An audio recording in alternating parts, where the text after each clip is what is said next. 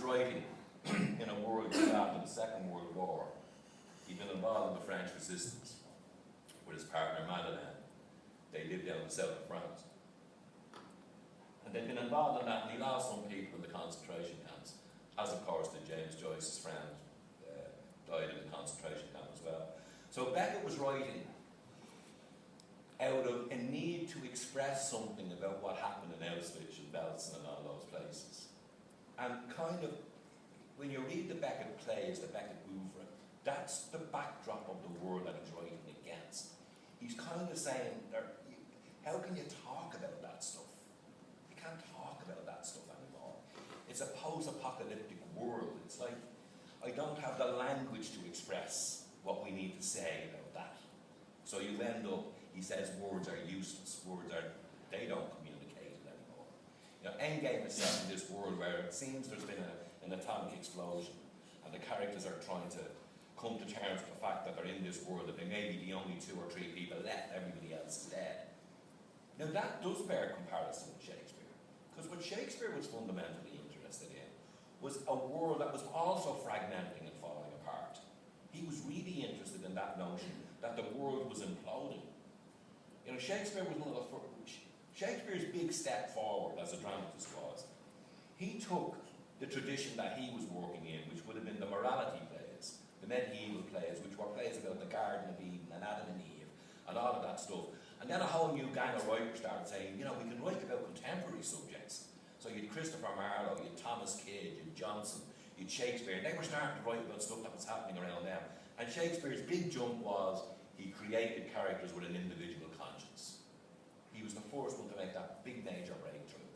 So here he was, and characters went on the stage and had conversations with themselves and the audience about how troubled they were. To be or not to be, that's the question. Will I kill myself or won't? A guy having that conversation with the audience was completely new. They'd never seen that before. Jesus, this was really, really revolutionary, what he was doing. And of course, in a play like King Lear, it's ultimately about the fact that Lear, this old king, is trying to pass on his crown, but he's trying to keep his crown at the same time. It's like he's giving it away, but he's pulling it back. So he's saying to the daughters, who loves me the most, all that stuff, shit, it's crap.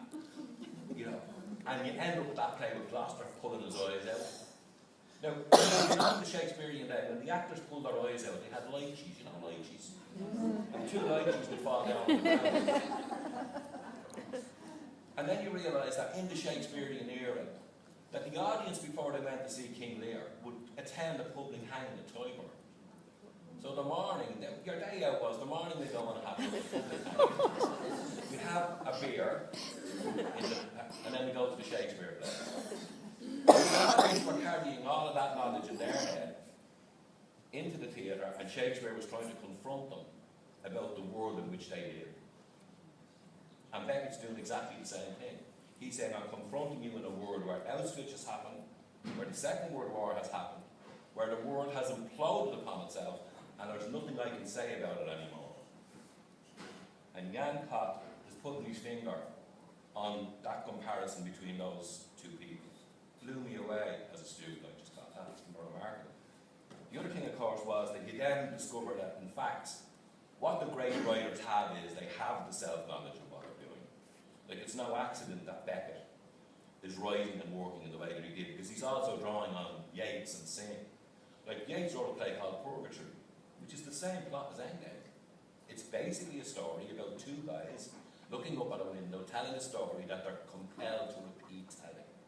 They have to keep telling this story, which of course goes back to Coleridge, the Ancient Mariner. The Ancient Mariner is compelled to keep telling this story until he dies. He has to keep telling the story of what happened. So the great writers borrow from each other, or as Eliot would have said, T.S. Eliot, they steal. They take great ideas and they steal them. And Beckett steals it from all over the place. From all over the place. But that's what great writers do, they steal. So in a kind of a way, my education in terms of knowing what the contemporary theatre is and trying to do was hugely influenced by a great, great critic who's Polish, called Jan Kott. Isn't that brilliant? Absolutely. Fantastic. They should have you at the universities doing that. Students making that kind of link. Wonderful.